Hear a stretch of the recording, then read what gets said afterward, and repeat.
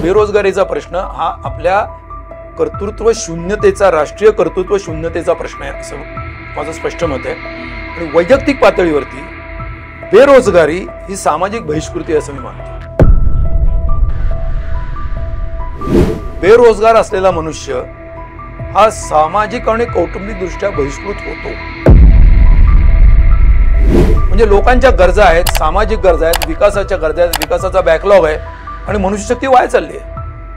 म्हणजे हा विरोधाभास हा अतिशय मोठा विनोद आहे. एका वनलायनर मध्ये सांगायचं झालं तर भारतातल्या बेरोजगारीची समस्या म्हणजे शिक्षण, विकास आणि रोजगार यांचा तुटलेला सांगा आहे. अगदी इंजिनियर डॉक्टर नसतील पण त्याच्यापेक्षा स्मॉलर जे प्रोफेशनल कोर्सेस केलेले आहेत त्यांच्या पुढे काय आहे? भीषण अशा प्रकारची बेरोजगारी आहे, भीषण अशा प्रकारचं रिकामेपण आहे. आणि आपण या 65-67% लोकसंख्या असलेल्या आणि युवकांचा देश वगैरे म्हणून अभिमान बाळगणाऱ्या बोगस गप्पा ज्या मारतो आणि या युवकांच्या समोर काहीही आपण ठेवलेलं नाहीये एक्सेप्ट काहीतरी दंगे धोके करा वगैरे हा एजेंडा सोडता. तर आपण काय म्हणजे व्हॉट आर वी रिअली, आपण या देशाचा खरोखर विचार करतोय का? आणि देश म्हणजे देशातील लोक नसतील तर मग मलाही समजत नाही की देश म्हणजे नेमकं काय तरी काय.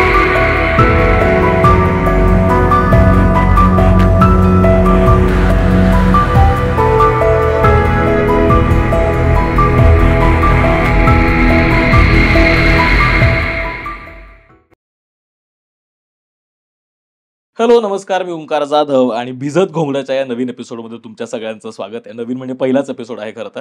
नागरिकशास्त्रामध्ये आपण नागरिकांशी संबंधित, नागरिकशास्त्रात आपण ज्या ज्या गोष्टी शिकलो, अभ्यासलो, या सगळ्या गोष्टींवर चर्चा करण्यासाठी, गप्पा मारण्यासाठी आपण हा वेगळा प्लॅटफॉर्म सुरू केला आहे.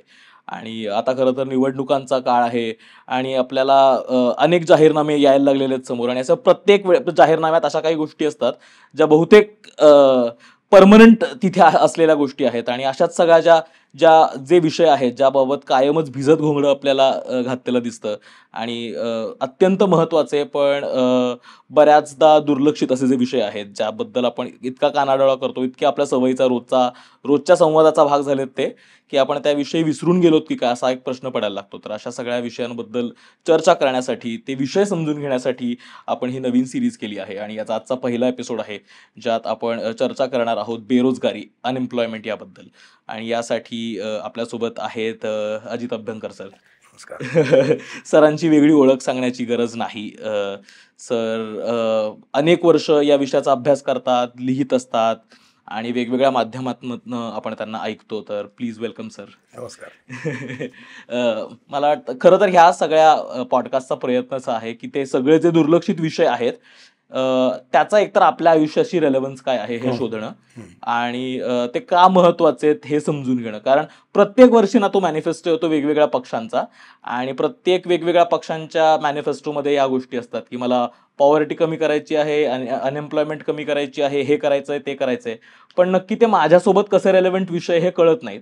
तर एक्झॅक्टली ते विषय काय आहे हे सगळं समजून घेण्याचा आपण प्रयत्न करतो. तर आपण सुरुवातच इथपासून करू शकतो की एक्झॅक्टली कशाला अनएम्प्लॉयमेंट म्हणता येते, म्हणजे ज्यावेळेस आपण बेरोजगारी म्हणतो ती कशी आपण डिफाईन करू शकतो. आता बेरोजगारीची जेव्हा व्याख्या किंवा वेगवेगळे सर्वेज होतात भारतामध्ये, पण पिरियॉडिक लेबर फोर्स सर्वे आहे किंवा centre for monitoring Indian economy आहे, आंतरराष्ट्रीय पातळीवरती ILO आहे, किंवा अनेक विविध प्रकारच्या स्टॅटिस्टिक्स गोळा केले जात असतात वेगवेगळ्या पद्धतीनं. तर बेरोजगारीचे अनेक लेयर्स केले जातात. उदाहरणार्थ करंट वीकली स्टेटस म्हणून एक कन्सेप्ट आहे. ओके. की तुम्हाला मागच्या आठवड्यामध्ये थोडं जरी काम मिळालेलं असेल, म्हणजे सर्वे आता आज आपण करतोय, तर प्रिव्हियस वीकमध्ये तुम्हाला एका दिवशी तरी काम मिळालेलं असेल तर तुम्ही करंट वीकली स्टेटसमध्ये अनएम्प्लॉईड नसता. आणि जर तुम्हाला मिळालेलं नसेल समजा तर तुम्ही अनएम्प्लॉईड असता, आणि मिळालेलं असेल तर तुम्ही अनएम्प्लॉईड नसता. नंतर एक usual status, principal usual status, म्हणजे मागच्या 6 महिन्यामध्ये तुम्हाला सबस्टॅन्टिव्ह पिरियडमध्ये, बहुसंख्य कालावधीमध्ये तुम्हाला काम होतं का नव्हतं, असा एक प्रश्न असतो. त्याला प्रिन्सिपल युज्युअल स्टेटस म्हणतात. तर अशा अनेक पद्धतीनं बेरोजगारी मोजली जाते. तर जेव्हा या सगळ्याच्या आकडेवारी वेगवेगळी येते, म्हणजे करंट विकली स्टेटस प्रमाणे किती येईल, प्रिन्सिपल युज्युअल स्टेटस प्रमाणे किती येईल वगैरे, बरोबर, त्या तांत्रिकतेमध्ये आपण जायला नको, कारण त्याच्यामधून आपल्याला फार काय हाताला लागणार नाही. तुम्ही जो प्रश्न विचारलेला आहे बेरोजगारी, बऱ्याच लोकांना काय वाटतं की हे सरकार किंवा कोणी बेरोजगारीचा आकडा सांगताना ज्याला नोकरी नाही तो बेरोजगार असं समजतात. हो, असे गैरसमज. तर एवढे काही आर्थिक सर्वेक्षण करणारे लोक एवढे वेळे नसतात. तेव्हा ज्याला कोणत्याही प्रकारचं आर्थिक उत्पादन म्हणजे इकॉनॉमिक ऍक्टिव्हिटी ज्याला म्हणतो, की ज्याच्यामध्ये गुड्स अँड सर्व्हिसेस, की ज्याच्यामधून काहीतरी कुठल्या तरी स्वरूपामध्ये एक व्हॅल्यू जनरेट होते आणि ती व्हॅल्यू सोशली अकाउंट होते कुठेतरी, अशा प्रकारचे जे कुठेतरी लोक काम करत असतात ते सगळे रोजगारामध्ये येतात. आता उदाहरणार्थ मी रस्त्याच्या बाजूला बसून भाजी विकतो, ही इकॉनॉमिक ऍक्टिव्हिटी आहे. मी नोकरी करतो कारखान्यामध्ये, अर्थातच ती आहे. मी मॅनेजर आहे, मी त्या कारखान्याचा, छोट्या कारखान्याचा, पानपट्टीचा मी मालक आहे. तर मी तिथं बसून काहीतरी मी करतो का, तर मी रोजगार असलेला माणूस आहे. म्हणजे आता तुम्हाला रेंज लक्षात आली. मी व्यापारी आहे, मी रोजगारामध्ये आहे. मग बेरोजगार म्हणजे कोण, तर तो बेरोजगार म्हणजे अशी व्यक्ती की आता उदाहरणार्थ की जो काम शोधतो आहे आणि त्याला मिळत नाहीये, म्हणजे अशा प्रकारचं त्याला कुठलंही काम नाहीये आणि तो शोधतो आहे आणि त्याला मिळत नाहीये, तर त्यालाच बेरोजगार म्हणलं जातं. म्हणजे आता उदाहरणार्थ एखादा मनुष्य प्रिन्सिपल स्टेटस त्याचं ऍक्टिव्हिटी शिक्षण हे आहे. आता त्याची जर प्रिन्सिपल ऍक्टिव्हिटी शिक्षण असेल तर तो बेरोजगारामध्ये सर्वसाधारणतः गणला जाणार नाही. हायर एज्युकेशन मध्ये कोणतरी आहे तर त्याला घेतला जाणार नाही. पण समजा चुकून तो रोजगार शोधण्याच्याच रेंजमध्ये आला, जनरली शक्यता कमी आहे, पण समजा आला तर मग तो बेरोजगाराच्या स्टेटसमध्ये येऊ शकतो, अशी ही व्याख्या आहे. बरोबर. म्हणजे साधारण जे कायम नोकरी सोबत रोजगार जोडला जातो ते काही अगदी चुकीचं आहे. It is connected with economic activity, कुठली तरी आर्थिक अशा प्रकारचा व्यवहार किंवा आर्थिक अशा प्रकारचं काय म्हणू आपण कार्य, बरोबर, की ज्याच्यामधून वस्तू आणि सेवांचं उत्पादन होतं सोशली अकाउंटेबल अशा पद्धतीने. म्हणजे तुम्ही कमवते आहात का, हा, सूक्ष्म अर्थाने पाहिलं तर हो. पण आता मी समजा घराच्याच बिझनेसमध्ये काम करत असेल तर मला काही वेगळा पगार मिळत नसेल तरी मला रोजगार आहे, तरी मी रोजगारामध्ये येतो. बरोबर बरोबर. आता आपण वेगवेगळे रिपोर्ट्स बघतो आणि त्यात वेगवेगळे आकडे येतात आणि आपण हे कायम बघतोय की काय आता हे रिपोर्ट सांगतायत इतकी बेरोजगारी वाढली, मग या तुलनेत ही वाढली, ही कमी झाली. तर आता भारताचा जर बघायला गेलं तर किती मोठा प्रॉब्लेम आहे बेरोजगारी हा. बेरोजगारी हा आर्थिक दृष्ट्या पाहिलं तर भारतामध्ये अतिशय गंभीर प्रश्न आहे आणि तो अधिकाधिक गहन आणि अधिकाधिक तीव्र होत चाललेला आहे. आपण देशाचा किंवा राष्ट्राचा जेव्हा विचार करतो तेव्हा देशातली जी मनुष्य शक्ती आहे ती मनुष्य शक्ती वाया जाते आहे, आर्थिक उत्पादनामध्ये ती येत नाहीये किंवा तिला येऊनच दिलं जात नाहीये, अशीच व्यवस्था निर्माण झालेली आहे. हा एक मोठा राष्ट्राचं नुकसान आहे. अशा पद्धतीने त्याकडे पाहिलं जात नाही. तेव्हा पहिला तो आस्पेक्ट सांगतो, नंतर त्याचा कौटुंबिक मानसिक आस्पेक्ट सांगतो. पहिला आकडेवारीचा प्रश्न तुम्ही विचारलाय. आता ज्याला ओपन अनएम्प्लॉयमेंट म्हणतो आपण. ओपन अनएम्प्लॉयमेंट म्हणजे काय, की संपूर्ण कामकरी वयातली जी लोकसंख्या आहे आणि जी कामकरी म्हणजे जी कुठेतरी लेबर फोर्समध्ये येते, काम करते किंवा काम शोधते, अशा प्रकारच्या स्टेटसमध्ये ती आहे, त्याच्यापैकी किती टक्के लोकांना काम मागत असून सुद्धा नाही, मागत म्हणजे शोधत असून सुद्धा नाही, अशी जी असते सर्व वयोगटातले लोक 15च्या वरचे जे आहेत ते. आता याच्यामध्ये थोडासा पाठभेद होतो, कोणी 1564 घेतात, 64च्या वरचे घेत नाहीत, असा थोडासा आंतरराष्ट्रीय आकडेवारीमध्ये तुलना करताना थोडासा प्रॉब्लेम येतो. पण तो 64च्या वरची लोकसंख्या ही तशी खूप कमी असल्यामुळे त्याच्यामुळे खूप फरक पडणार नाही असं गृहीत धरून आपण थोडंसं पुढे जाऊया. तर आज भारतामध्ये ILOचा जो लेटेस्ट रिपोर्ट आहे त्याच्यामधून 5.1% ही ओपन अनएम्प्लॉयमेंट आहे. ओपन अनएम्प्लॉयमेंट म्हणजे त्यांचं युज्युअल स्टेटस, हे प्रिन्सिपल युज्युअल स्टेटस त्यांचं ते झालेलं आहे आणि एकूण लोकसंख्येचे म्हणजे कामकरी लोकसंख्येशी त्यांचं असलेलं प्रमाण हे एवढं आहे. आता कोणी की 5% लोकांना नाही, एवढं काय त्याच्यात मोठा प्रश्न आहे. पण हा तुलनात्मक आकडा तुम्ही बघा, 2000 मध्ये किंवा 2012 मध्ये सुद्धा हा आकडा ओपन अनएम्प्लॉयमेंटचा 2% होता. अच्छा. कोविडच्या काळामध्ये किंवा त्याच्या सुद्धा जस्ट आधी तो एका सर्व्हे प्रमाणे 8% पर्यंत पोहोचलेला होता, centre for monitoring Indian economy. PLFS म्हणजे पिरियॉडिक लेबर फोर्स सर्व्हे प्रमाणे गेलात तरी सुद्धा तो 6% वरती गेला होता आणि तो गेल्या 50 वर्षातला हायेस्ट रेट होता. आता म्हणजे हा रेट झाला, पण त्याच्याशी जोडलेली एक अंडर एम्प्लॉयमेंट नावाची जी गोष्ट आहे ती सुद्धा अतिशय भीषण आहे. आणि भारतासारख्या देशामध्ये अनएम्प्लॉयमेंटचा रेट इतकीच किंवा त्याच्यापेक्षा जास्त महत्वाची गोष्ट अंडर एम्प्लॉयमेंट आहे. आता जेव्हा लोक असं म्हणतात किंवा म्हणतील किंवा 2000 साली 2% होता, आता 5, 5.5, 6 वॉटेवर टक्के झालेला आहे, मग तो तिप्पट वाढला म्हणजे त्यावेळेला काहीच प्रॉब्लेम नव्हता, हा भ्रम आहे. हे म्हणणं चुकीचं आहे. कारण असं की अंडर एम्प्लॉयमेंट त्यावेळेला भरपूर होती आणि आजही भरपूर आहे. फक्त ती ह्याच्या व्यतिरिक्त अजून पुन्हा आहे. फक्त अंडर एम्प्लॉयमेंटचा पूर्वी दबलेला हिस्सा आता ओपन एम्प्लॉयमेंटच्या स्वरूपामध्ये बाहेर येतोय, कारण अर्थव्यवस्थेचं थोडं स्ट्रक्चर बदलत चाललेलं आहे आणि त्याच्यामुळे तो प्रश्न अधिक तीव्र आहे आणि अधिक गंभीरच झालेला आहे. तो काही कमी गंभीर झालाय असं माझं म्हणणं नाहीये. एक फक्त आपण आता अंडर एम्प्लॉयमेंट बद्दल बोलतोय, तर अंडर एम्प्लॉयमेंट पण समजावून सांगितलं तर ते समजायला. आता अंडर एम्प्लॉयमेंटची व्याख्या अशी आहे की मी काम करण्याचे जे नॉर्मल तास आहेत त्याचे अनेक मेजर्स आहेत. ओके. पण साधारणपणे भारतामध्ये दिवसाला 8 तासाचं काम हे एक नॉर्मल स्टँडर्ड आहे. इंडस्ट्रियल हेल्थ स्टँडर्ड जे आहे 8 तास, ते 8 तासाचं दिवसाचं काम असं आहे आणि आठवड्याचं 48 तास असं काम आहे. त्याच्यापेक्षा कमी मिनिंगफुली एंगेज्ड जर तुम्ही असाल तर it is theoretically statistically it amounts to underemployment. पण आता तेव्हा तुम्ही आकडे काढता तेव्हा इतके सायंटिफिकली ते काढता येत नाही, त्यांनी काढणं शक्य नाही, कारण त्याचं रिपोर्टिंग होणार नाही. समजा मी 6 तासच काम करतोय तर याचा 2 तास मी काहीतरी करू शकतो आणि शोधतो आहे, असं होतं का? समजा मला 6 तासच काम करायचं, मग काय तुम्ही मला अंडर एम्प्लॉयड म्हणणार का? तर नाही म्हणणार.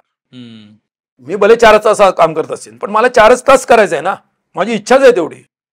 पण अंडर एम्प्लॉयमेंट कधी होईल की मी काम शोधतोय, म्हणजे उदाहरणार्थ मला पार्ट टाइमच काम मिळालं, मला खरं म्हणजे फुल टाइम करायचंय, माझी क्षमता आहे, माझी इच्छा आहे, परंतु मला ते मिळत नाहीये. मग ही अंडर एम्प्लॉयमेंट झाली. आणि अंडर एम्प्लॉयमेंटचा फक्त वर्किंग आवर्सशी संबंध आहे, शिक्षणाशी नाही. नाही शिक्षणाशी म्हणजे क्वालिटी, म्हणजे तुम्ही म्हणता की क्वालिटेटिव्ह. हा, आता क्वालिटी ऑफ एम्प्लॉयमेंट माणूस जर काहीतरी अगदी आता क्वालिटेटिव्ह अनएम्प्लॉयमेंट हा एक वेगळा जजमेंटचा मुद्दा आहे. जेव्हा आपण आकड्यामध्ये जेव्हा घेतो त्याचं क्वांटिफिकेशन हे अवघड आहे. म्हणजे इट इज तो जो डेटा आहे हा क्वालिटी डेटा आहे. बरोबर. त्यामुळे क्वालिटी डेटा गुणात्मक ते माहिती आहे, त्याचा तुम्ही रिसर्च करत असताना क्वांटिटेटिव्ह याच्यामध्ये कन्व्हर्जन कसं करणार ते अवघड आहे करणं. त्याच्यामुळे ते आपण विचारात घेत नाही सध्या अंडर एम्प्लॉयमेंट. त्यामुळे अंडर एम्प्लॉयमेंटचा प्रश्न हा भारतामध्ये खूप मोठा प्रश्न आहे. म्हणजे जमिनीच्या खाली ज्या पद्धतीने असा लावा असतो तशा पद्धतीचा लावा आहे. हे खूप धोकादायक गोष्ट आहे आणि त्या दोन्हीचा जर एकत्र विचार केला तर ती वाईट आहे. आणि अजून एक गोष्ट सांगतो की अंडर एम्प्लॉयमेंट कशी व्यक्त होते ह्या तुम्हाला मी सांगतो. आता भारतामध्ये समजा ज्याला लेबर फोर्स म्हणतात की प्रत्यक्ष काम करणारे लोक किती आहेत, काम याचा अर्थ व्यापक अर्थाने करणारे आणि शोधणारे या दोन्हीची मिळून संख्या, म्हणजे बेरोजगार पण त्याच्यामध्ये आले. बरोबर. लक्षात घ्या, आता कन्फ्युजन वाटेल लोकांना. हो. काम करीमध्ये प्रत्यक्ष काम व्यापक अर्थाने रोजगार ज्याला आपण मगाशी म्हटलं तो असलेले आणि शोधत असून सुद्धा न मिळालेले, म्हणजे आपण ज्याला बेरोजगार म्हटलं, हे सगळे मिळून बनतो तो आकडा लेबर फोर्स असा बनतो. त्याला लेबर फोर्स असं म्हणतात. तर त्या लेबर फोर्स पार्टिसिपेंटचा एक रेट असतो.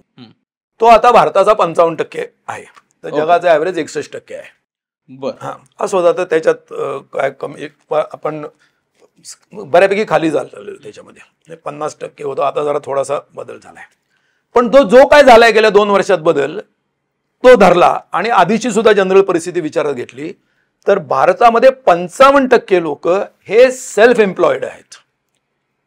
म्हणजे जे कामकरी लोक आहेत त्याच्यातला 55% पोर्शन हा सेल्फ एम्प्लॉयड लोकांचा आहे. आणि साधारणपणे 20 ते 25% दरम्यान हे कॅज्युअल एम्प्लॉयमेंट आहे. म्हणजे कॅज्युअल म्हणजे तात्कालिक, आज कामाला बरं आहे बाबा, चल जा, नाही उद्या नाही तुला, आता कॉन्ट्रॅक्टवर काम करण्यासारखं. हा, कॉन्ट्रॅक्टवर असला तरी त्याला फॉर्मल एम्प्लॉयमेंट मध्ये तो येऊ शकतो. तेव्हा कॉन्ट्रॅक्टवर असं म्हणू नका.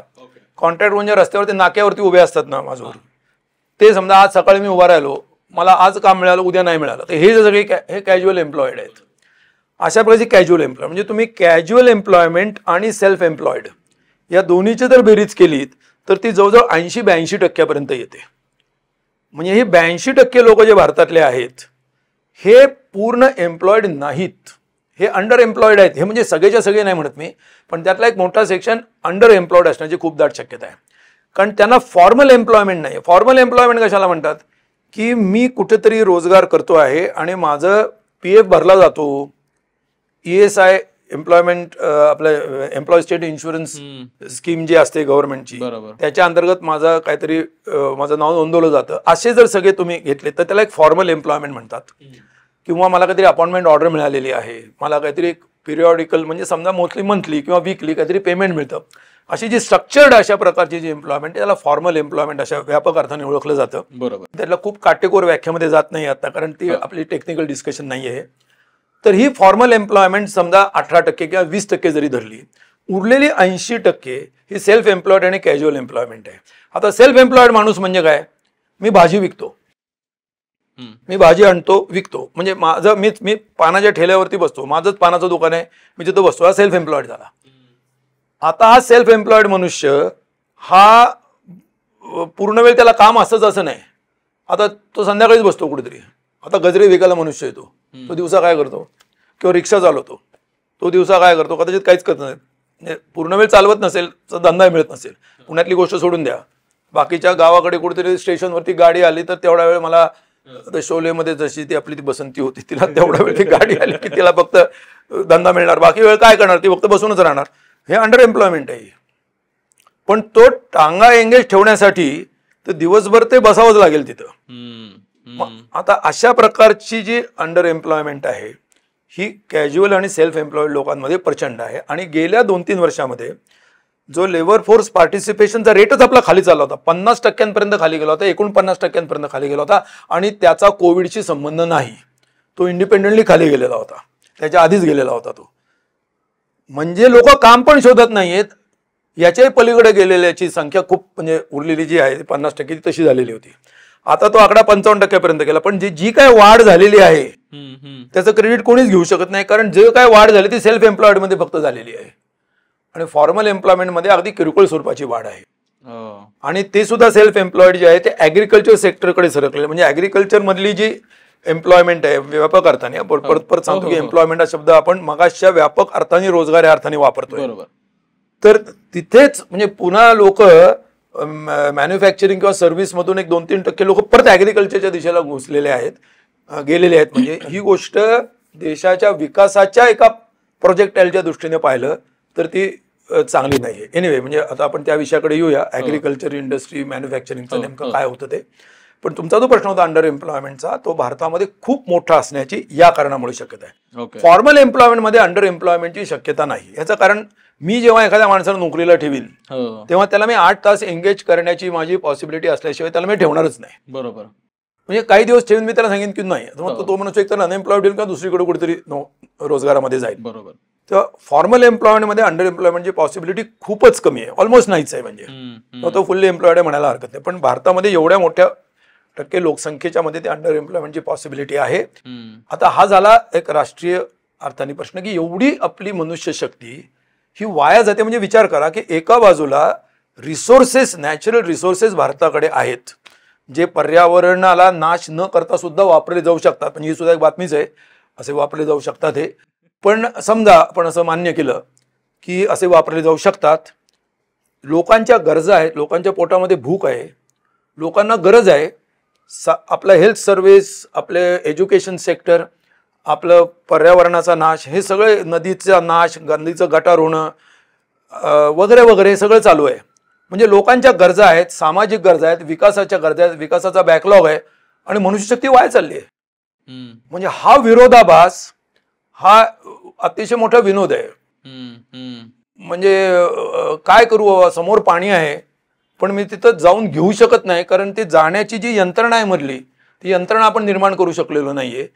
ही परिस्थिती आहे. म्हणजे बेरोजगारीचा प्रश्न हा आपल्या कर्तृत्व शून्यतेचा, राष्ट्रीय कर्तृत्व शून्यतेचा प्रश्न आहे असं माझं स्पष्ट मत आहे. आणि वैयक्तिक पातळीवरती बेरोजगारी ही सामाजिक बहिष्कृती असं मी मानतो. बेरोजगार असलेला मनुष्य हा सामाजिक आणि कौटुंबिक दृष्ट्या बहिष्कृत होतो, कारण त्याच्या सगळ्याच गोष्टी अकाउंटेबल होतात आणि त्याच्यात सगळ्याच गोष्टीला एक भिंगाने मोजलं जातं. अनएम्प्लॉयड माणसाला जर वाटलं आपण सिनेमा बघावा किंवा त्याला आवडणारं चित्र काढावं तर तो काढू शकत नाही, कारण त्याची सगळी तुलना हे काय करतोयस ते करायचं सोडून. म्हणजे अनएम्प्लॉयड मनुष्य हा काय प्रकारच्या मानसिकतेतून जातो हे बघणं महत्वाचं आहे.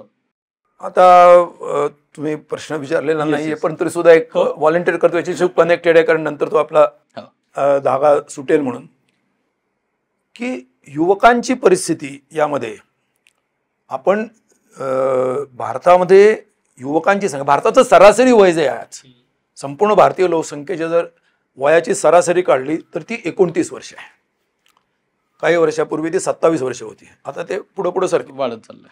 चायना ऑलरेडी 31 वर्षापर्यंत गेले. असू दे, ते हळूहळू लोकसंख्या वाढीचा दर जसा आता कमी होत चाललाय, गेले जवळजवळ 20 वर्ष तो कमी होतो आहे, तसा तो अजून कमी होईल. आता हे जे युवक आहेत, समजा आपण 18 ते 35 ह्या जर लोकसंख्या घेतली आणि या लोकसंख्येला उद्देशून समजा हे जर आपण वापरलं, कोणी 29 घेतात, कोणी 35 घेतात, मी जरा वायडर घेतो, तर त्या लोकसंख्येचं प्रमाण जवळजवळ 67% आहे आज देशामध्ये. आणि त्या 67% लोकसंख्येमध्ये आता भारताची लोकसंख्या 140 कोटीच्या पुढे जर म्हटली तर जवळजवळ 94 कोटी हे त्या एज ग्रुपमध्ये येतील. 18 ते 29 म्हणले तर थोडे कमी येतील. आता यामध्ये पदवीधरांचं जे प्रमाण आहे, त्या या वयोगटामध्ये पदवीधर जे आहेत, त्या पदवीधरांपैकी 63% पदवीधर बेरोजगार आहेत. डिग्री घेऊन डिग्री घेतली आणि रोजगार नाही अशी ज्यांची वयाच्या 29 वर्षापर्यंतची परिस्थिती आहे. आता डिग्री साधारण माणसाला मिळते 22व्या किंवा 23व्या वर्षी. बरोबर. पुढची 6 वर्ष ज्यांना नोकरी मिळत नाही त्यांची संख्या 63% आहे. बापरे. आणि तुम्ही जर 10वीच्या पुढे 10वी पास झालेले परंतु ग्रॅज्युएट न झालेले अशी जर मधली लोकसंख्या घेतली तर साधारणपणे 14% त्यांच्यामध्ये हे प्रमाण येईल. म्हणजे अशा प्रकारे तुम्हाला त्याचं हे ग्रेडेशन असेल. आणि एकूण जर तुम्ही बेरोजगार घेतलेत, म्हणजे पदवीधर बेरोजगार टोटल लोकसंख्येमधले सगळ्या वयोगटातले, तर त्यातले 83% हे युवक बेरोजगार आहेत. म्हणजे एकूण पदवीधर बेरोजगारांपैकी युवक पदवीधर बेरोजगार हे 83% कॉन्स्टिट्यूट करतात. आता हे आकडेवारी वेगवेगळ्या पद्धतीने कशी सांगता येईल. मुख्य मुद्दा असा आहे की आपल्या इथं फर्स्ट जनरेशन लर्नर्स आहेत, त्यांनी घरातून काहीतरी कर्ज काढलं किंवा काही नाही काढलं तरी घरामध्ये काम केलं नाही आणि शिक्षण घेतलं, आणि त्यांच्या आई वडिलांच्या त्यांच्या काहीतरी अपवर्ड मोबिलिटीच्या काहीतरी अपेक्षा आहेत. बरोबर. त्या मुलांच्या समोर ते पदवीधर उच्च म्हणजे डबल ग्रॅज्युएट्स आहेत, प्रोफेशनल कोर्स, प्रोफेशनल म्हणजे अगदी इंजिनियर डॉक्टर नसतील पण त्याच्यापेक्षा स्मॉलर जे प्रोफेशनल कोर्सेस केलेले आहेत, त्यांच्या पुढं काय आहे, भीषण अशा प्रकारची बेरोजगारी आहे, भीषण अशा प्रकारचं रिकामेपण आहे. आणि आपण या 65-67% लोकसंख्या असलेल्या आणि युवकांचा देश वगैरे म्हणून अभिमान बाळगणाऱ्या बोगस गप्पा ज्या मारतो आणि या युवकांच्या समोर काहीही आपण ठेवलेलं नाहीये एक्सेप्ट काहीतरी दंगे धोपे करा वगैरे हा एजेंडा सोडता, तर आपण काय म्हणजे व्हॉट आर वी रिअली, आपण या देशाचा खरोखर विचार करतोय का? आणि देश म्हणजे देशातले लोक नसतील तर मग मलाही समजत नाही की देश म्हणजे नेमकं आहे तरी काय. आता आपण म्हणजे किती मोठा प्रॉब्लेम आहे, म्हणजे आपण किती मोठा प्रॉब्लेम आहे त्याचा एक साधारण आवाका घेण्याचा अंदाज घेण्याचा प्रयत्न केला. पण हे कशामुळे आहे, म्हणजे आता जर बेरोजगारीची कारणं काही बघायला गेलो म्हणजे साधारण पहिलं जर काय म्हणायला गेलो तर जे कायमच ऐकलेलं असतं की शिक्षण ज्या पद्धतीचं मिळतं आणि त्या पद्धतीनं जे एम्प्लॉईज तयार करतं तर एम्प्लॉयबल लोकच वर्कफोर्स तयार होत नाही, त्याच्यामुळे एक ते मुख्य कारण असू शकतं.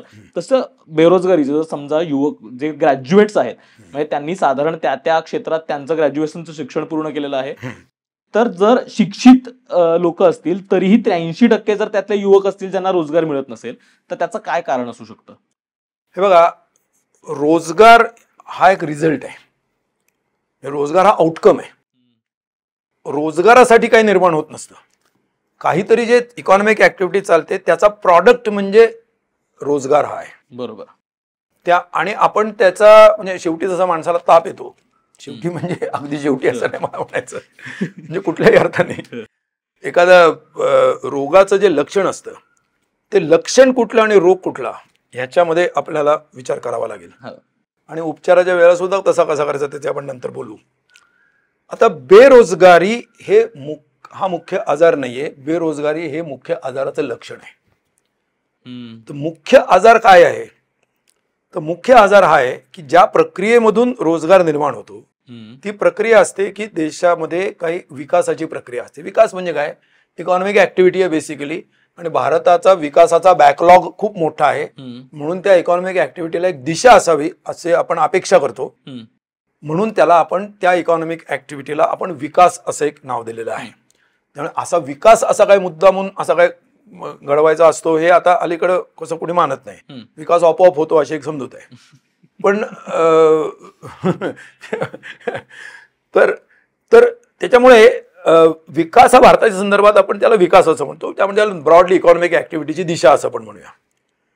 एक आहे. दुसरं आहे की शिक्षण. कारण ज्याच्यामधून माणसं जिथं काम करणार त्या माणसांमध्ये जो इनपुट जातो तो असतो शिक्षणाचा. त्याच्यामध्ये कौशल्य आहे, माहिती आहे, ज्ञान आहे, एक ह्युमन कॅपिटल ज्याला आपण म्हणतो. बरोबर. हा शब्द खूप चांगला नाहीये, परंतु आता आपण तो ह्युमन इनपुट अशा अर्थाने वापरूया. तर हे मनुष्य माणसं ही बीज रूपाने त्या आर्थिक व्यवहारामध्ये पेरली जातात. आणि या त्यांची पेरली जाण्याची म्हणजे ती स्वीकारली जाण्याची शक्यता, म्हणजे ते एक सॉइल तयार होणं आणि दुसऱ्या बाजूला किंवा ती नांगरली जाणं आणि दुसऱ्या बाजूला बीज होणं आणि या दोन्हींची जे एकत्र येतात तो रोजगार आहे. बरोबर. आता या दोन्हीमध्ये प्रॉब्लेम आहे. त्या दोन्हीमध्ये प्रॉब्लेम जे आहेत त्याचा परिणाम म्हणून ही बेरोजगारीची समस्या निर्माण झालेली आहे. म्हणजे थोडक्यात जरा एका वन लायनरमध्ये सांगायचं झालं तर भारतातल्या बेरोजगारीची समस्या म्हणजे शिक्षण, विकास आणि रोजगार यांचा तुटलेला सांधा आहे. ही या तुटलेल्या सांध्याची समस्या आहे. म्हणजे नेमकं काय? म्हणजे याचा अर्थ असा की भारतामध्ये left to the market forces किंवा प्रायव्हेट इनिशिएटिव्ह जे होईल त्याच्यातनं विकास होतच जाईल. हे जे वेस्टर्न मॉडेल आहे हे वेस्टर्न मॉडेल भारतामध्ये वर्क होऊ शकत नाही. जे ऑटो पायलट मॉडेल आहे. ऑटो पायलट मॉडेल आहे. याचं कारण काय? तर प्रत्येकाला जीव वाचवायचा आहे, पायलटलाही वाचवायचा आहे, त्याच्याप्रमाणे त्यांनी सिस्टीम तयार केलेली आणि ती सिस्टीम तशी वर्क होते. आपण फक्त फार खाली जात नाही एवढं बघायचं. असं एक मार्केट सेंट्रिक वगैरे आहे.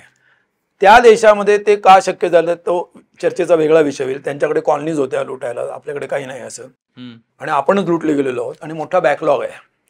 आणि मधल्या काळात अत्यंत सक्सेसफुली आपण लोकसंख्येचा डेथ रेट कमी केला पण बर्थ रेट कमी करू शकलेलो नाहीये. त्याच्यामुळे आणि हे जगात प्रत्येक देशामध्ये होत असतं. इंग्लंड, अमेरिकेमध्ये सुद्धा एकेकाळी झालेलं आहे. त्या अनुभवातनं भारत गेलाय. आता आपण लोकसंख्या वाढीचा दर कमी होत चाललेला आहे. गेले 20 वर्ष कमी होतोय तो. हे जरी होत असलं तर युवकांची लोकसंख्या आता मगाशी सांगितलं तशी एका मधल्या काळामध्ये आता ती खूप जास्ती आहे. बरोबर. त्यामुळे रिसोर्सेस डेव्हलपमेंट करायचे तुम्हाला सगळे तुम्हाला त्याची एक नियोजित दिशा असणं आवश्यकच आहे. की जे विजन स्वातंत्र्यानंतर बराच काळ होतं, कमी जास्त प्रमाणात असेल पण होतं. आता त्या विजनची गरज देशाला, व्यवस्थेला, सरकारला वाटत नाही. त्याच्यामुळे ती विजन विड्रॉ झालेली आहे. आता लेफ्ट टू मार्केट आहे. त्यामुळे विकासाची दिशा अशी काही नाहीच आहे. जे होईल ती दिशा आहे असं आहे आता. त्यामुळे मार्केटमध्ये कशाचा डिमांड आहे, कशाचा सप्लाय आहे, फायनल फिनिश गुड्समध्ये सुद्धा आणि रोजगारामध्ये सुद्धा लेफ्ट टू इट सेल्फ आहे. शिक्षणामध्ये काय झालेलं आहे की शिक्षणामध्ये सरकार म्हणजे उच्च शिक्षणामध्ये खूप चांगल्या गोष्टी झाल्या आहेत. की साक्षरतेचा दर वाढला आहे, शालेय शिक्षण वाढले, उच्च शिक्षणाचा दर आपला आज म्हणजे gross enrolment ratio in higher education म्हणजे हायर एज्युकेशन एज ग्रुप 18 ते 22 जर समजला तर त्याच्यामधले 27% पॉप्युलेशन आपली ही हायर एज्युकेशनमध्ये कुठल्या ना कुठल्या पद्धतीने असते. हा एनरोलमेंट रेशो जगामध्ये समजा विकसित देशांसहित ऍव्हरेज काढलं तर 50%च्या पुढे जातो. आपण 27% पोहोचलोय. चांगली गोष्ट आहे. ही प्रगती निश्चितपणे आता ती गेल्या 20-25 वर्षात सातत्याने ती चालू आहे. ती आता 27% आलोय आपण. परंतु दुसऱ्या बाजूला या शिक्षणाचं खाजगीकरण सुरू आहे. त्याचं कुठलंही नियोजन नाहीये. त्यामुळे आता जर इंजिनिअरिंग कॉलेज काढून मला इंजिनिअरिंग कॉलेज नावाची पाटी लावून आतमध्ये काही वर्ग चालतात असं समजून काही डिग्र्या जर छापता आल्या किंवा देता आल्या तर त्याच्यामधून चांगल्या कॅपिटेशन फीज मिळतात आणि ह्याच्यासाठी उत्सुक परवानग्या देणारी सरकारं आहेत आणि त्याच्यामुळे त्या डिग्र्या दिल्या जातात. मग तीच गोष्ट आता बीएड कॉलेजची झाली, डीएड कॉलेजची झाली, असे वेगवेगळे ज्याला मार्केट होतं. त्यामुळे आता असं झालेलं आहे की त्याच्यामध्ये कुठल्याही प्रकारची नियोजनच नाही. कशाची गरज आहे देशाच्या विकासाला हे विकासाची नीतीच काही ठरलेली नसल्यामुळे कशाची गरज आहेच डिफाईंड नाहीये. आणि मग त्याच्यामुळे two blind people sort of trying to grope each other एकमेकांना शोधतायत. त्यामुळे कशाचाही सप्लाय वाढलाय. त्याच्यामुळे तुम्हाला असं दिसेल की एका बाजूला इंजिनियर्स प्रचंड मोठ्या प्रमाणात आहेत, पण ह्युमन कॅपिटल किती तयार झाले असे प्रत्येक बाबतीत दिसेल. 80 लाख ग्रॅज्युएट्स दर वर्षाला देशातून तयार होतात. त्यातले 8 लाख फक्त प्रोफेशनल डिग्रीज असलेले आहेत. त्या प्रोफेशनल डिग्रीची क्वालिटी काय मी मगाशी सांगितलं. म्हणजे माझं म्हणणं नाहीये, एम्प्लॉयर्स असोसिएशनचं म्हणणं असं की जे इंजिनियर्स तयार होतात त्यातले 80-90% इंजिनियर्स अनएम्प्लॉयेबल्स आहेत, कारण त्यांना काहीच एक्सपोजर नाहीये. आज शाळेमध्ये जे शिक्षण मिळतं 5वीतल्या मुलांना धड वाचता येत नाही अशी कंडिशन आहे. मॅथमॅटिक्सचं फार लांब राहिलं. म्हणजे क्वालिटी ऑफ एज्युकेशन झालं आणि तिकडं खाजगीकरण सुरू आहे. फीज वगैरे व्यवस्थित मिळत आहेत, तो सगळा भाग व्यवस्थित चालू आहे. यामुळे शिक्षण एका दिशेला चाललंय, त्याच्यामध्ये खाजगीकरणामुळे ते अजून विकृत दिशेला सुद्धा जाते. आणि सरकारीकरण जे आहे त्याच्यामध्ये सुद्धा काही बऱ्याच चूक आहे. म्हणजे सरकारीकरण सगळंच 100% बरोबर आहे असं मी म्हणणार नाही. यामुळे हे एका दिशेला एक अंध आणि एकमेकांना शोधतायत, रिझल्टंट रोजगार होत नाहीये. हे एकमेव कारण. हे आता आपण ढोबळ काही एक ब्रॅकेट्स पाहिले की हे एक साधारण कारण असू शकतात. म्हणजे आता जर आपण हे जर म्हटलो की या प्रमाणात जर ग्रॅज्युएट्स बाहेर पडत असतील आणि जर त्यातल्या 83% ग्रॅज्युएट्सना म्हणजे एकूण युवकांपैकी 83% जर ते युवक असतील तर तुम्ही जर त्या क्षेत्रातलं शिक्षण घेताय, by the time you graduate तुम्हाला नोकऱ्या मिळत नसतील तर आणि ह्याची आणखीन काय कारण असू शकतील. म्हणजे इंडस्ट्रीज सुद्धा इतक्या मोठ्या प्रमाणात बदलतायत का की जे आत्ताचं शिक्षण त्यांना दिलं जातंय त्याच्यासाठी ते कम्पॅटेबल नाहीये, की आणखीन काय अशी वेगळी कारण असू शकतात त्या सगळ्याची. It's a 2 way process. म्हणजे कसं आहे की UPSC MPSCच्या परीक्षेला लाखो मुलं धावतात. म्हणजे 1000 जागांसाठी 10 लाख लोक पळतात. याला स्पर्धा म्हणत नाहीत, याला लॉटरीचं तिकीट असं म्हणतात. पण शक्यच नाही. म्हणजे 1000 माणसांमधून फक्त एक जण निवडला जाणार. हे का होते? याचं कारण सरकारी क्षेत्राच्या बाहेरचा जो रोजगार आहे तो रोजगार असुरक्षित आहे. त्याच्यामध्ये किमान सस्टेनन्सची कपॅसिटीज नाही आहे. यामुळे लोकांना काही करून सरकारी नोकरीत जायचंय, ती आशा आहे, वेडी आशा आहे. आणि अर्थात क्लासवाले जे मोठमोठ्या संस्था आहेत त्यांनी भरपूर हवा भरलेली आहे, कारण त्यांचा त्याच्यात भरपूर फायदा आहे. लाखो रुपये फीज घेतात. खूप मोठ्या देशाच्या वगैरे गप्पा त्यांना सांगितल्या जातात. त्यातलं वास्तव त्यांना मिळणारी लाखो रुपयाची फीज हे सगळ्यात मुख्य वास्तव असतं. त्याच्यामधून खूप हवा भरली गेलेली आहे आणि त्याच्यामुळे लोक त्या दिशेने पळणं हेच एक मॉडेल असं झालेलं आहे. दुसऱ्या बाजूला नियोजन नाही जे मी म्हणतो. आता शेतीमध्ये हे स्वाभाविक विकासाची प्रक्रिया आहे की शेतीमध्ये बाय डिफॉल्ट मागासलेल्या अर्थव्यवस्थेमध्ये सगळ्यात जास्ती लोक असणार. 73% लोक होते भारताला स्वातंत्र्य मिळालं तेव्हा शेतीमध्ये. आज ते 45-44% लोक आहेत. He is a good thing. Is a good thing. शेतीमध्ये 44% लोकांनी काम करण्याची गरज नाहीये. ते लोक इंडस्ट्रीमध्ये जायला पाहिजेत आणि इंडस्ट्री त्या पद्धतीच्या निघायला पाहिजेत. अर्थात मी क्लायमेट चेंज, पर्यावरण वगैरे सगळं गृहीत धरून बोलतोय. म्हणजे I am not blind to that, subject to that. अशा इंडस्ट्रीज उभ्या राहू शकतात, राहिल्या पाहिजेत. कारण साधी गोष्ट आहे, लक्षात घ्या, माणसाच्या विकासाची प्रक्रिया आहे, याच्यात काही चुकीचं काही नाहीये. आता शेती ही अन्न शोधण्याची नसली तरी अन्न निर्माण करण्याची प्रक्रिया आहे. बरोबर. बाय डिफॉल्ट प्रत्येक माणसाला जेवढा श्वास करावा लागतो तेवढं त्याला अन्न शोधावंच लागेल. म्हणजे जगातलं सगळं बंद पडलं तर माझं अन्न शोधणं काय मला थांबवता येणार नाही. म्हणजे at 0 level of productivity 100% population will be in agriculture. आता तुम्ही इथपासून सुरुवात करा. तुमची प्रोडक्टिव्हिटी जर समाजाची वाढली तर ॲग्रिकल्चर, फूड प्रोडक्शनमध्ये तुम्हाला कमी कमवावं लागतील आणि ते लोक मग नांगर तयार करतील, घरं तयार करतील, कपडे बांधतील, करमणूकही करतील, किंवा उद्या पंचांग दाखवतील, चांगल्या अर्थाने सुद्धा त्याचं जे फंक्शन आहे ते करतील, शिक्षण देतील. म्हणजे प्रोडक्टिव्हिटी जशी समाजाची वाढेल तसं शेती क्षेत्रातले लोक कमी होऊन उद्योग, ज्याला मॅन्युफॅक्चरिंग म्हणतो, आणि काही लोक सर्व्हिसेसमध्ये जात राहतील. So it is a good. Manufacturing मध्ये प्रोडक्टिव्हिटी जेवढी वाढेल तेवढे लोक तिथनंही ते कमी होतील आणि सर्व्हिस सेक्टरमध्ये जातील. आपण हे करतोय, आता उदाहरण हेच घ्या, हा सर्व्हिस सेक्टर आहे. ही चर्चा करून कोणी पूर्वी सांगायला जात नव्हतं. ही चर्चा कधीतरी पुस्तकात कोणाला तरी वाचायला मिळेल, त्याच्या आधी पुस्तकही छापली जात नव्हती. मग आता हे जसं तयार झालं is a sign of rising productivity of the society. तेव्हा ऍग्रिकल्चर आता विकसित देशांमध्ये 1%, 2%, 3% लोक ऍग्रिकल्चरमध्ये आहेत. पण अमेरिका धान्य बऱ्या कुठल्याही मार्गाने का असेना पण जगाला एक्सपोर्ट करतं शेती उत्पादन. त्यातले मार्ग शंकास्पद जरी असले तरी सुद्धा ते करतात आणि प्रोडक्शन तेवढं काढतात. हे सत्य आहे. आता भारतामध्ये हे 30% लोक जे शेतीमधनं बाहेर पडले त्याचं काहीतरी नियोजन पाहिजे ना. ते कमी तर झाले पाहिजेत, बरोबर आहे, पण ते फूड प्रोसेसिंगमध्ये गेले का? फूड प्रोसेसिंग वाढलं का? नाही, त्या प्रमाणात नाही वाढलं. इथं फूड प्रोसेसिंग करण्यासाठी केलॉगलाच यावं लागतं. व्हॅल्यू ऍडिशन केलॉग करते, मका शेतकरी विकतो आणि आमचा ग्राहक विकत घेतो. हे जे म्हणजे इथं रोजगार नाही आपण निर्माण करण्याचा काहीच विचार केला नाही. हे सरकारने करायला पाहिजे. हे सरकारचं काम आहे. फूड प्रोसेसिंगमध्ये तुम्ही ब्रँड्स निर्माण करता. अमूल हा ब्रँड कसा तयार झाला? सहकार क्षेत्रात निर्माण झाला. अत्यंत मोठा म्हणजे अमूल तिथं झालं महाराष्ट्रामध्ये आपण साखर कारखान्यामध्ये, पण त्याचा ब्रँड नाही आपण तयार करू शकलो साखरेचा. पण ब्रँड जर तयार केला असता एखादा तर फूड प्रोसेसिंगमध्ये फ्रूट ज्यूसमध्ये उदाहरणं देण्याचा आपल्याला वेळ घालवायचा नाही. हे सरकारचं, पण हे याला लागतं नियोजन, याला लागतं ऍक्टिव्ह पार्टिसिपेशन, ऍक्टिव्ह डिरेक्शन. आता भारतात काय झालेलं आहे, हे जे 20-30% लोक शेतीतनं बाहेर पडले ते मॅक्सिमम लोक कन्स्ट्रक्शनमध्ये गेले, काही प्रमाणात मॅन्युफॅक्चरिंगमध्ये गेले. आकडेवारी सांगायची झाली तर 73% लोक शेतीमध्ये होते त्यावेळी 35-36% लोक उत्पादन आपलं राष्ट्रीय उत्पन्नाच्या शेतीतलं होतं. आज 44% लोक शेतीमध्ये आहेत पण तो राष्ट्रीय उत्पन्नामध्ये 15% उत्पन्न शेतीचं आहे. म्हणजे जेवढे लोक बाहेर पडले त्या प्रमाणामध्ये त्याच्यापेक्षा कितीतरी प्रमाणात शेतीचा शेअर कमी झाला. पण मग आता बाहेर मॅन्युफॅक्चरिंगमध्ये काय झालं? मॅन्युफॅक्चरिंगमध्ये तुम्हाला दिसेल की आज 29% साधारणपणे जे राष्ट्रीय उत्पन्न आहे ते 29% उत्पादन आपलं हे मॅन्युफॅक्चरिंगमधनं इंडस्ट्रीमधनं येतं. ओके.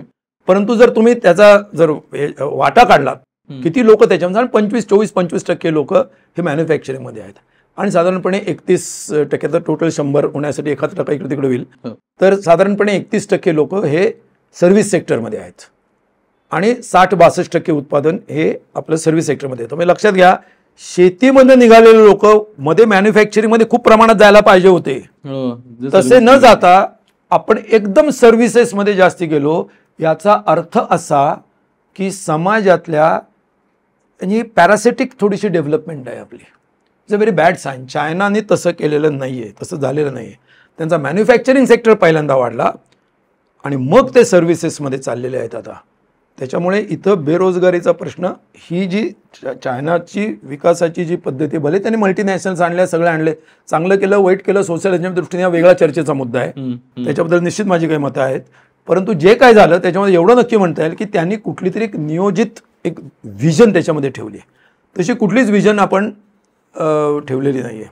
त्याच्यामुळे आपण असा रस्त्यावरती जसा कचरा पडतो तसा बेरोजगारीचा प्रश्न पडलेला आहे. जमेल तसा साफ करावा, इकडे ढकलावा, तिकडे ढकलावा आणि आपल्या घराचा कचरा रस्त्यावरती टाकणं, याला आपण स्वच्छता जसं म्हणतो भारतामध्ये, तशी स्वच्छता काहीतरी करण्याचा प्रयत्न चालू आहे.